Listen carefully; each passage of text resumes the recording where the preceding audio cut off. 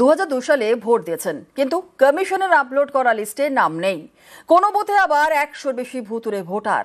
এক এক জায়গায় এক এক রকম অভিযোগ।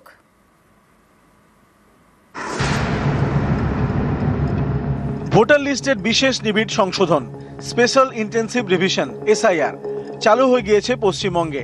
এর আগে পশ্চিমবঙ্গে এসআইআর হয় 2002 সালে। সেবার লিস্টে নাম থাকলে এবার আর কোনো নথি দেখাতে হবে না। সেই 2002-এর ভোটার লিস্ট নিয়েই ভুরি ভুরি অভিযোগ। যেমন দক্ষিণ 24 পরগনার বারুইপুর, এখানকার 13 নম্বর ওয়ার্ডের তৃণমূল কাউন্সিলর তাপস ভদ্র, তিনি 2 নম্বর ওয়ার্ডের বাসিন্দা।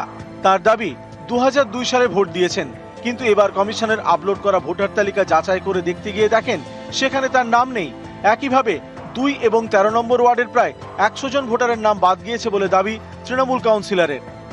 যদি আমরা একটা জনপ্রতিনিধি হিসেবে আমাদের যদি নাম বাদ দেয়, তাহলে সাধারণ মানুষের নাম ভোটার লিস্ট থেকে থাকবে কি করে, এটাই এখন চিন্তাধারা। একটা রাজনৈতিক চক্রান্ত। এই করেই কেন্দ্রীয় সরকার সাধারণ মানুষের যেমন নাম বাতিল করে ভোটার লিস্টে কারচুপি করার চেষ্টা করছে, জনপ্রতিনিধিদের ক্ষেত্রে সেই একই জিনিস হচ্ছে। হুগলির আরামবাগেও একই অভিযোগ।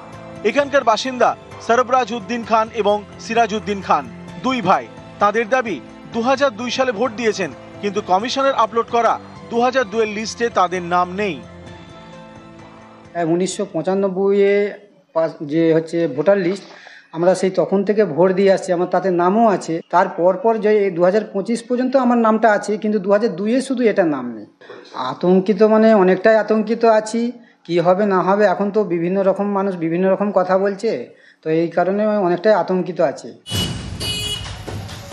বীরভূমের শিউড়ির 18 নম্বর ওয়ার্ড, প্রায় 10 বছর ধরে এখানেই থাকে বেশ কয়েকটি ভবঘুরে পরিবার। তাদের দাবি 2002 সালের ভোটার লিস্টে নাম নেই। এবার কি হবে?